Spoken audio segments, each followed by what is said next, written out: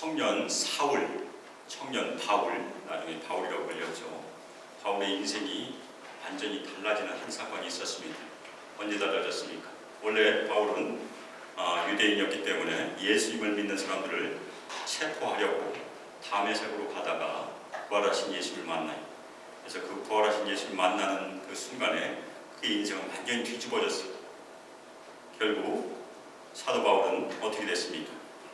예수님의 사도로, 이방인을 위한 사도로 부름을 받아서 열심히 사역을 하고 나중에는 결국에는 예루살렘에서 체포되어서 로마로 압송되는 것이 사도행전 끝까지 일어난 일입니다. 그래서 로마의 감옥에서 옥중 서신들을 쓰는데 그 중에 하나가 오늘 저희가 살펴보는 에베소서입니다. 에베소서는 아주 아름다운 그런 서신이, 특별히 교회 문제가 등장하지 않기 때문에 대부분은 아주 아름다운 그런 우리가 믿는 믿음의 도리가 잘 기록되어 있는 그런 서신이. 또 하나 중요한 것은 은혜가 아주 강조되어 있습니다. 그래서 저희가 은혜의 서신이라고 저희가 이해할 수 있는 그런 중요한 부분이고, 또 하나 중심적인 신앙은 예수 그리스도 중심이라는 것입니다. 오늘 저희가 1장 1절부터 6절까지 살펴보는데 매 절마다 진짜 예수님이 다 등장해요. 그리고 14절까지 보면 14절 중에 11번의 예수님이 등장을 합니다. 사도 바울이 얼마나 예수 중심적이었는지를 알 수 있는 그런 중요한 내용이에요. 그래서 2020년을 시작하면서 우리 모든 성도들이 하나님의 은혜를 먼저 체험하고, 그것이 저희가 에베소서를 보는 중요한 이유예요. 하나님의 은혜. 또 하나는 예수 그리스도를 우리가 경험하고 예수님의 중심적인 그 신앙을 저희가 확실히 하는 그런 계기가 됐으면 좋겠습니다. 오늘 말씀 저희가 잘 아는 것처럼 사도 바울이 썼던, 저희 원래 시작은 사도 바울 예수 그리스도의 사도, 그 순서로 쓰여져 있습니다. 그래서 사도 바울이 쓴 그런 서신인데 그 수신자가 에베소에 있는 성도들이라고 그렇게 되어 있습니다. 이 성도라는 것은 우리가 교회에서 직분을 받지 않는 사람들을 그냥 성도라고 부르기 때문에 성도가 별것이 아니지 않을까 생각할 수 있는데 굉장히 중요한 그런 용어예요. 구약에서는 하나님께서 특별히 불러서 구별해 놓으신 백성을 성도라고 불러요. 그래서 성도가 굉장히 중요한 그런 용어입니다. 마찬가지로 우리 새언약의 백성들도 하나님에 의하여 선택되어서 하나님의 백성으로 거룩하게 구별되었기 때문에 성도입니다. 아멘입니까? 우리 모든 성도들은 직분을 받기 전에 이미 성도예요. 어떻게 보면 직분보다 더 중요한 것이 성도라는 그런 말이, 우리가 거룩하게 구별되었다. 또 하나 이 성도란 말이 어떤 의미를 포함하고 있습니까? 예수 그리스도 안에 있는 신실한 자들, 신실한 신앙을 가지고 있는 사람이라고 이렇게 얘기합니다. 똑같은 말이에요.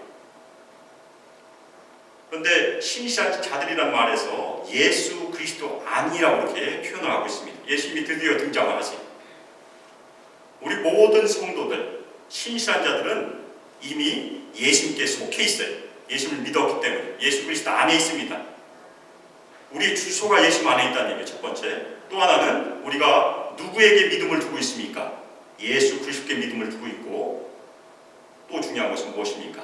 그분께 끝까지 순종한다는 의미에서 예수 그리스도 안에 있다는 그런 의미예요. 굉장히 중요한 용어예요. 반복적으로 예수 그리스도 안이 오늘 말씀에 여러 번 등장해요. 사도 바울은 하나님의 뜻에 의해서 사도가 되었습니다. 그럼 우리 모두는 어떻게 성도가 되었습니까? 우리 모두도 하나님의 뜻에 의해서 성도가 되었어요. 다 우리는 신자가 되었어요. 자신의 뜻이 아니라는 것입니다.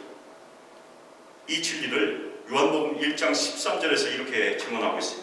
이는 혈통으로나 육정으로나 사람의 뜻으로 나지 아니하고 오직 하나님께로부터 난 자들이냐. 우리가 성도가 된 것은 사람의 뜻이 절대 아니라는 것이에요.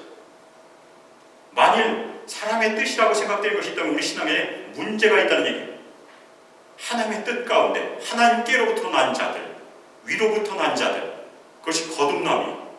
거듭남이라는 것은 위로부터 난다는 그런 뜻을 포함하고 있는 그런 의미예요. 마찬가지로 에베소 교회 성도들이 예수 그리스도 안에서 다 성도들이었었어요. 우리 소망교회 성도들은 예수 그리스도 안에서 성도들이, 아멘입니까? 우리 모두가 예수 그리스도 안에서 신실한 자들이, 그리고 우리 모두가 하나님의 뜻으로 하나님께로부터 위로부터 난 거듭난 성도됨을 가슴에 새기시길 주님의 이름으로 축원합니다. 우리가 그런 고백이 있다면, 신앙 고백이 있다면 우리의 반응은 무엇입니까? 예수님께 순종하는 것이 우리의 반응이라는 것이죠. 왜냐하면 우리가 예수님을 주님으로 부르기 때문에 그래요. 2절은 저희가 여러 번 봤던 그런 인사말입니다.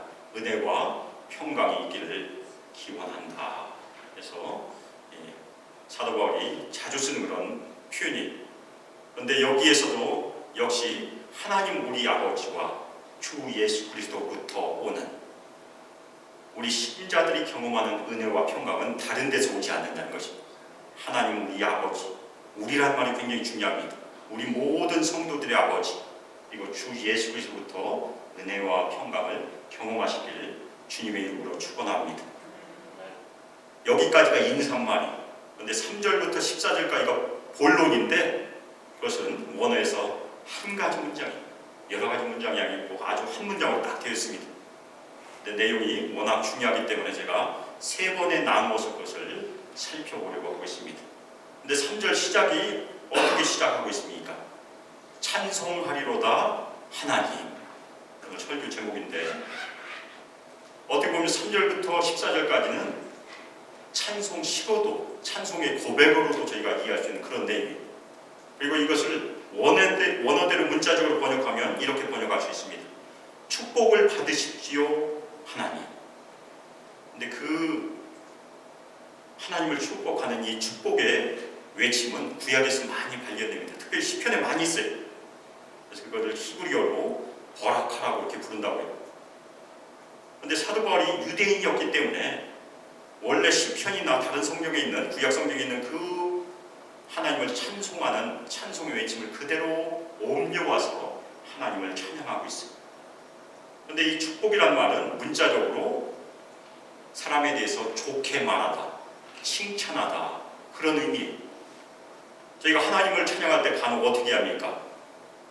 할렐루야 그렇게 찬양하죠. 그런데 그 할렐루야에서도 할랄이라는 그 말이 찬양한다, 칭찬한다, 그런 말이에요. 그래서 사도 바울이 지금 얘기하는 것은 우리가 할렐루야 하면서 하나님을 찬양하는 것처럼 하나님께 대해서 좋게 말하는, 하나님을 칭찬하는 것이 축복하다는 그런 의미예요. 그러면 우리가 어떻게 하나님을 축복할 것인가? 여러 가지 내용이 있어요. 첫 번째는 오늘 3절부터 14절까지에 기록되어 있는 하나님께서 하신 일을 우리가 고백하는 것. 성경에 하나님이 어떤 분이신지, 하나님은 자비로우시며 긍휼과 자비가 풍성하시며 은혜로우시며 여러 가지 하나님의 성품들이 등장합니다. 또 오늘 말씀에 보면 하나님께서 우리를 창세를 전에 선택하시고 하나님께서 그 깊으신 뜻대로 우리를 예정하셨다. 그것을 고백하는 내용이 첫 번째 칭찬한 내용입니다. 또 하나 구약의 백성들이 어떻게 하나님을 찬양했죠? 하나님께서 애굽에서 자신들을 구해내신 것을 반복적으로 찬양하고 있습니다. 그래서 우리 성도들도 우리 인생 가운데, 우리 신앙생활 가운데 우리에게 해주신 일들, 그것을 하나님께 늘 고백하고 찬양하는 것이 하나님을 축복하는 것입니다. 또 하나는 우리가 공적인 예배 가운데 하나님께서 찬양을 받으시기에 합당하신 분이심을 저희가 모여서 찬양하는 것도 하나님을 축복하는 일입니다. 개인적으로나 우리 수만교회 공동체적으로 늘 하나님을 축복하시길 주님의 이름으로 축원합니다. 그럼에도 왜 우리는 하나님을 축복하여야 될까? 그 이유가 그 다음에 바로 등장해요. 하나님이 어떤 분이신가를 사도 바울이 얘기합니다.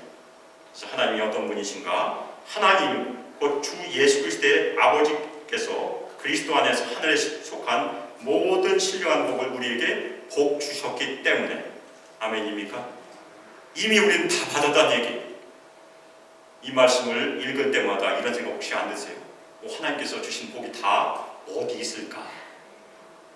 복은 다 주셨는데, 너무나 많다고 얘기하시는데, 그런데 그 내용이 그 다음에 등장을 합니다. 그래서 오늘 복을 계수하시기를, 복을 세워보시기를 주님의 이름으로 축원합니다. 먼저 하나님은 주 예수 그리스도의 아버지시라고 그렇게 고백을 하고 있습니다. 이것이 저희가 늘상 읽게 되니까 별거 아닌 것처럼 생각하시는데 굉장히 중요한 말이에요. 이것을 뒤집으면 굉장히 중요합니다. 예수님은 하나님의 아들이시라는 얘기예요. 특별히 성육신하신 이 땅에 육신을 입고 오신 그 하나님의 아들, 그것을 요한복음 1장 14절에서 고백을 하고 있어요. 말씀이 육신이 되어 우리 가운데 거하심에 우리가 그의 영광을 보니 아버지의 독생자의 영광이요 은혜와 진리가 충만하더라. 그것이 우리가 고백해야 될 또 하나의 중요한 고백이에요. 또 하나 간과하지 말아야 될 중요한 말이 예수님을 우리가 주라고 부른다는 것입니다. 예수님은 우리의 주님 되시고 그 주님은 하나님이라고도 번역할 수 있으니까 하나님 되세요. 아멘입니까?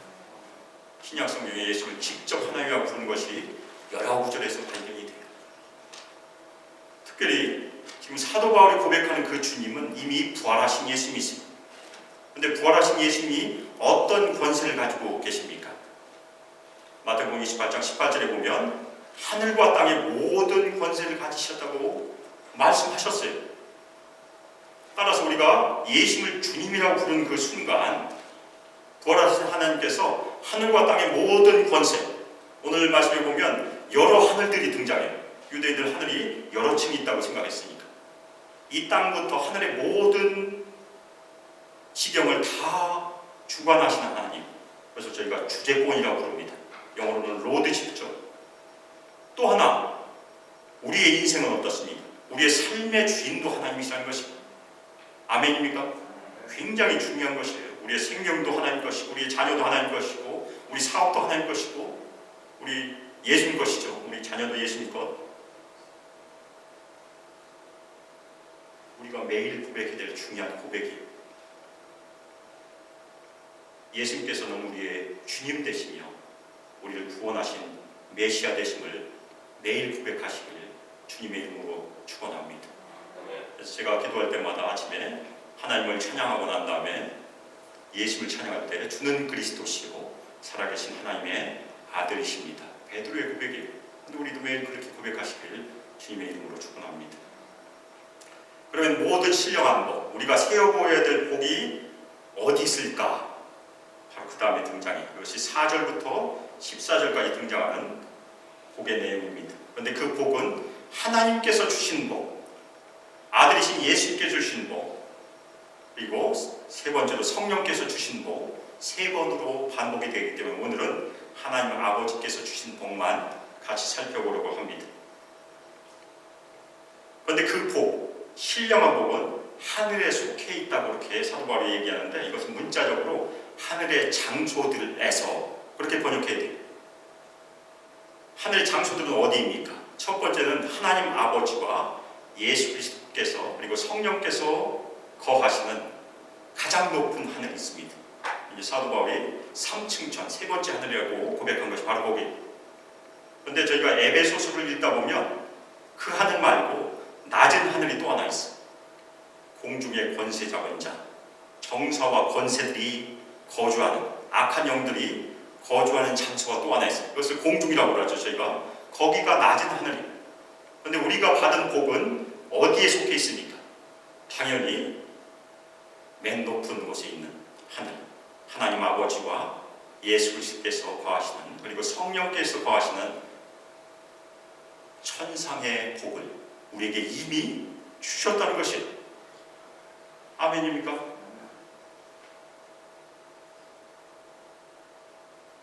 또 하나 그 복은 예수 그리스도 안에서 주어진 복이에요. 다시 한번 예수 그리스도 안에서가 등장해요.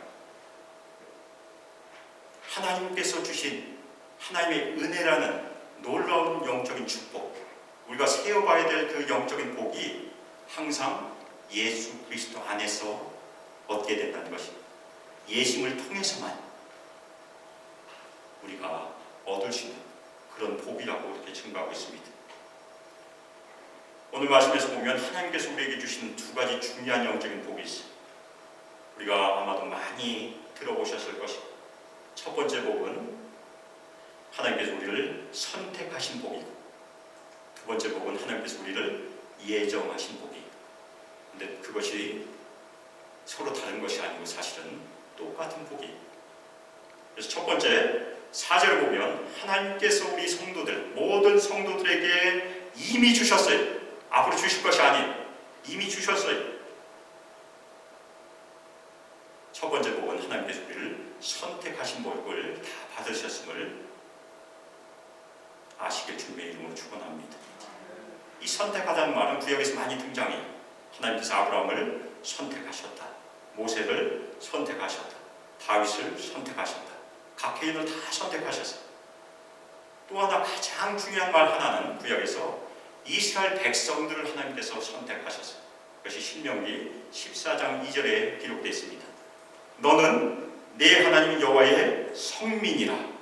여호와께서 지상 만민 중에서 너를 택하여 자기 기업의 백성으로 삼으셨느니라. 이것이 옛 언약이에요. 그러면 새 언약에서는 이 선택하심이 어떻게 적용이 됩니까? 똑같아요.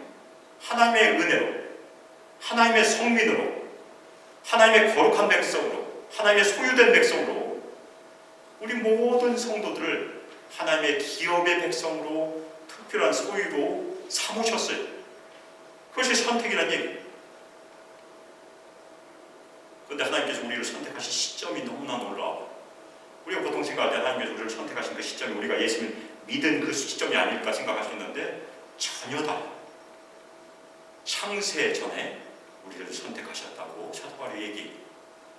너무나 놀랍지 않습니까? 우리가 이 땅에 태어나기도 전인데. 이 창세기라는 건 문자적으로 세상의 기초가 만들어지기 전, Before the foundation of the world, 영어에서 이렇게 번역하고 있습니다. 영원전이라는 것이 Eternal past. 그때는 아담과 하와도 없어요.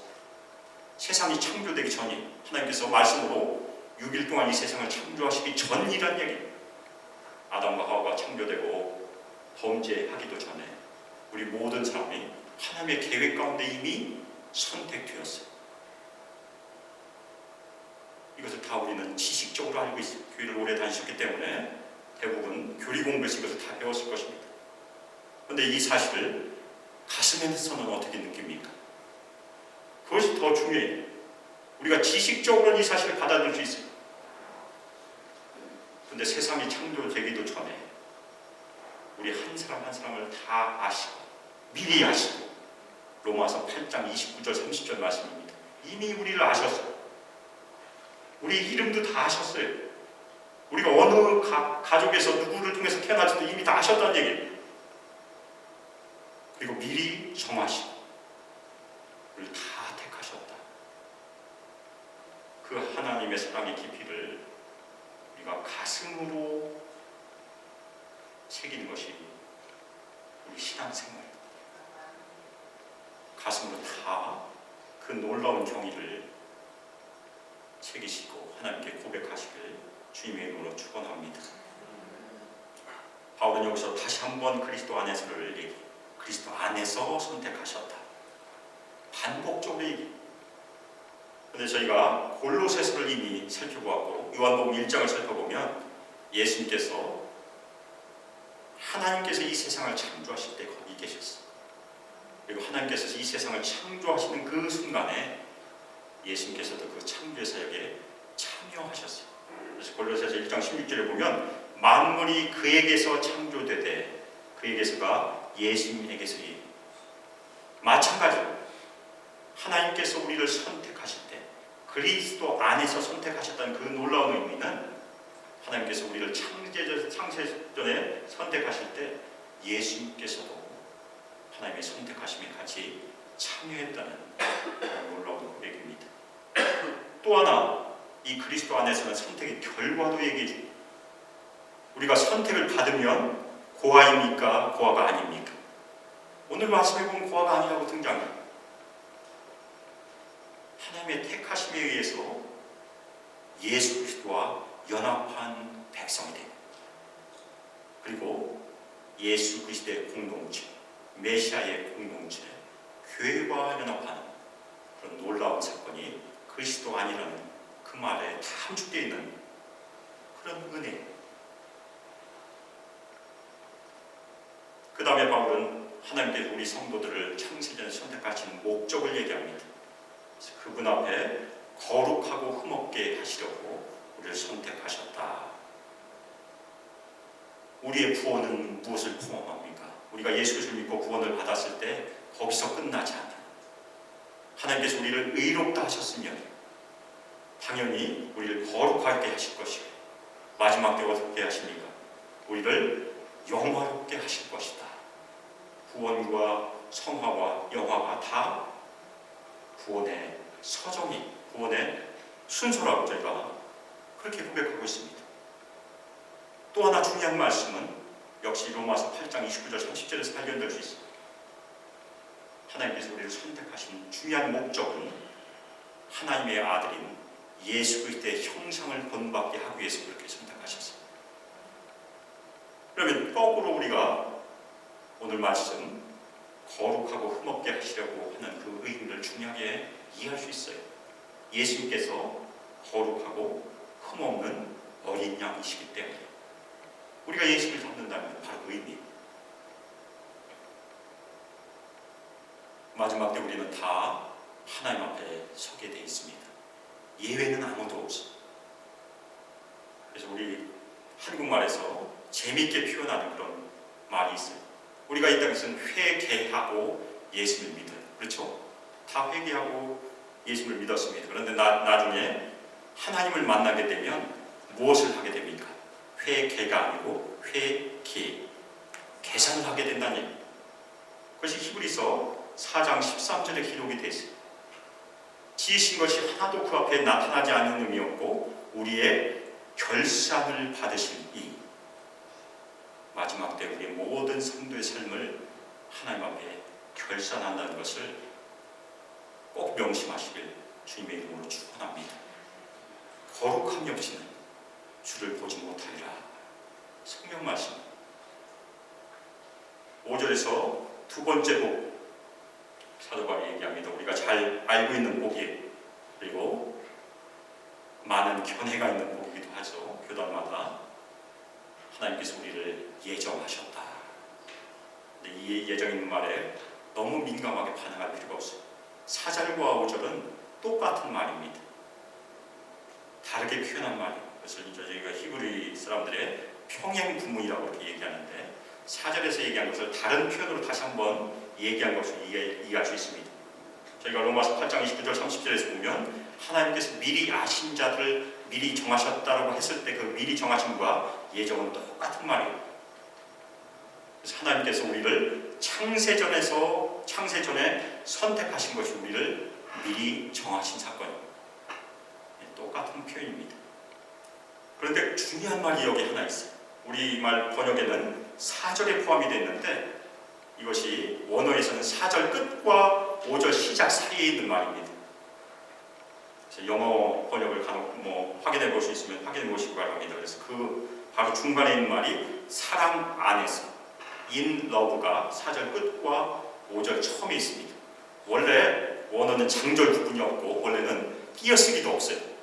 그래서 저희가 붙여 써 있기 때문에 저희가 일부러 저를 구분하다가 4절 끝으로 붙어버렸을 뿐입니다. 만일 이 4절의 끝에 있는 사랑 안에서를 5절에 붙이면 우리가 어떻게 번역할 수 있습니까? 사랑 안에서 하나님께서 우리를 예정하셨다. 놀라운 그런 고백이 하나님께서 우리를 선택하신 것이 기계적으로 선택하신 것이 아니라는 얘기. 아무런 감정 없이 하나님께서 놀라운 측량할 수 없는 사랑으로 그 기쁘신 뜻대로 하나님의 아들과 딸이 되도록 우리를 다 선택하셨다는 것이 두 번째 복이에요. 그래서 저희가 양자됨이라고 로마서에서 저희가 이미 살펴보았습니다. 로마 시대에는 양자가 되면 무슨 일이 일어납니까? 그 집안에서 출생한 아들과 똑같은 권리를 물려받아 이름도 똑같이 받아. 우리는 하나님의 가문에서 태어나지 않았습니다. 세상에서 태어났지만 우리가 예수 그리스도를 믿는 그 믿음으로 하나님의 가문으로 다 입양되었다는 얘기예요. 아멘입니까? 우리는 다 양녀라는 그런 말씀입니다. 그래서 양자 양녀들, 하나님의 아들과 딸들이 마지막 때 우리가 받아야 될 유산이 무엇입니까? 우리도 다 하나님의 아들과 딸로 부름을 받게 돼 하나님의 가문의 일원이 되죠. 또 하나 하나님 나라의 기업을 상속받는다는 것이 예수님께서 약속하신 놀라운 약속임을 가슴에 새기시길 주님의 이름으로 축원합니다. 그런데 이 역할도 오직 예수를 통하여 이루어진다고 고백하고 있습니다. 예수님이 빠지지 않아요. 계속해서 예수님이 등장을 하고 있다. 예수님께서는 이 땅에 오셔서 하나님을 대신하는 하나님의 대리자로 역할을 하셨어요. 저희가 에이전시라고 이렇게 부르죠. 에이전시. 그래서 예수 그리스도의 그 사역을 통하여 우리 모두는 예수를 믿고 하나님과의 개인적인 관계, 아들과 딸이 되었다는 그런 설명입니다. 마지막으로 6절에서 사도 바울은 지금까지 하나님께서 하신 두 가지 복을 열거하고 난 다음에 다시 찬양을 합니다. 우리말 번역은 이제 뒤집어져 있는데 순서대로 하면 그분의 은혜의 영광을 찬송하기 위하여가 맨 앞에 등장해요. 그래서 저희가 찬송하리로다 하나님으로 시작을 했죠. 그러면 후렴이, 제가 노래할 때마다 후렴을 부르기 때문에 후렴이 맨 마지막에 6절이라는 얘기입니다. 그분의 은혜의 영광을 찬송하도록, 찬송하기 위하여. 영어로 번역하면 to the praise of, glory of his grace. 그게 영어 번역이에요. 근데 이 표현은 12절에도 있고 14절에도 있어요. 세 번의 후렴이 여기 등장한다는 얘기예요. 그래서 우리가 하나님께서 우리에게 주신 놀라운 신령한 복을 묵상하고 나면 묵상의 결과가 무엇이죠? 찬송하리로다 하나님. 하나님의 은혜의 영광을 찬송합니다. 우리 지식을 위해서 주신 것이 아니란 얘기예요. 하나님의 영광을 찬양하도록 주신 것이 오늘 말씀이란 그런 말씀입니다. 그런데 그 은혜가 거저 주시는 은혜고 6절에서도 예수님이 등장하는데 예수님의 이름이 등장하지 않아요. 그런데 예수님이 그의 사랑받는 자, 그렇게 기록되어 있습니다. The beloved. 그런데 이 표현은 초대교회가 예수님을 불렀던 표현이라고 그렇게 알려져 있습니다. 근데 저희 오늘 우리 아이들과 성경 공부를 하면서 우리 아이들에게 삼위일체 같이 나눠서 굉장히 어려운 주제지만 아이들 잘 이해했는데 하나님 아버지와 예수님과 성령님께서 동시에 등장하신 성경의 사건이 무엇일까? 우리 아이들이 맞췄을까요? 맞히지 못했을까요? 결국에는 맞췄어요. 변화산도 나오고 여러 번 등장했는데 누가 예수님께서 세례 침례받으실 때 등장했던 답을 얘기해 주셨어요. 우리 아이들이 참 놀라워. 그런데 거기서 무슨 일이 나왔죠? 하늘이 열리고 성령의 비둘기같이 예수님 위에 임했고 하늘에 소리가 나기를 이는 내 사랑하는 아들이다. This is my beloved son. 바로 거기서 온 말씀이에요. 사도 바울이 예수님께 대한 그 신앙 고백으로 하는 하나님의 사랑하는 아들이라는 고백을 6절에서 다시 한번 하고 있는 중요한 말씀입니다. 우리가 교회를 오래 다니셨기 때문에 오늘 말씀을 여러 가지 교리공부에서 다 들으셨을 것입니다. 그래서 어떤 때는 이 말씀이 가슴에 잘 안 닿아 올 수도 있습니다. 제가 25년 전에 예수 믿은 지 4, 5년밖에 안 되던 초신자 시절에 제가 개인적으로 에베소서를 공부한 적이 있어요. 그 당시에 놀랍게도 큰 은혜를 경험했어요. 그 당시에는 제가 원어를 알지 못했으니까 이 에베소서를 잘 이해하기 위해서 영어 성경을 같이 펴놓고 연구를 하기도 했었습니다. 저희가 성경을 읽는 가장 중요한 이유가 무엇입니까? 머리만 채우기 위해서 읽는 것이 아니에요. 오늘 말씀을 저희가 머리에 채우는 하나님께서 우리를 창조주에 선택하셨고 우리를 예정하셨다. 아주 메마른 지식으로 그칠 수 있어요. 그런데 성령께서 역사하신 중요한 놀라운 성령의 역사는 무엇입니까? 바로 이 말씀이 가슴으로 내려가는 그 일이 제가 매주일 설교를 하고 수요예배에서도 설교하고 토요 새벽기도에서 설교를 하는데 설교자인 제가 하는 중요한 기능은 우리 성도들의 귀에 하나님의 말씀을 전해줍니다. 귀로 간 것은 첫 번째 머리로 가게 돼 있어요. 그러면 머리에서 가슴으로 내는 것은 누가 하실까? 하나님께서 하신 일이. 그래서 제가 매주 토요일날 설교자의 의미가 무엇입니까? 성령께서 역사하셔서 우리 성도들이 감동받게 해주세요. 제가 하지 못하니까. 또 하나 우리 성도들이 적극적으로 하실 수 있는 중요한 아주 오래된 신앙의 유산이 있어요. 유대인들은 잘했어요. 지금도 잘해요. 그래서 저희가 묵상이라고 합니다. 묵상 많이 들어보셨을 거예요. 그럼 유대인들은 묵상을 어떻게 했을까?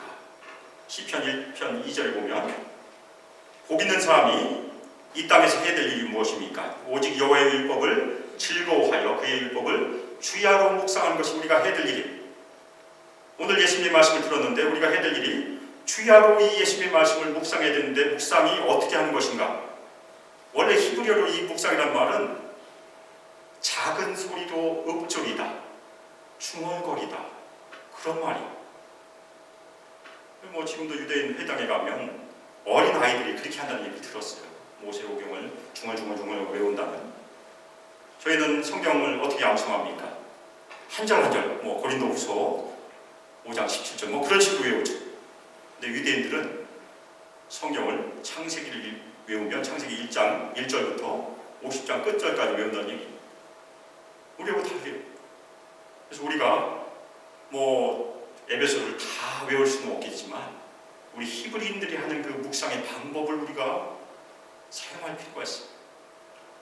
우리 머리에 들어온 지식을 가슴으로 내리기 위해서. 똑같이 우리도 주야로 할 수 있습니다. 오늘 말씀 주야로 작은 소리로 어떻게 묵상할까? 제가 시범을 한번 보이겠습니다. 3절만. 하나님 아버지 찬송합니다. 창세전에 하늘 심판 모든 신령한 복을 저에게 복 주셨음을 감사합니다. 그리고 4절까지 하죠.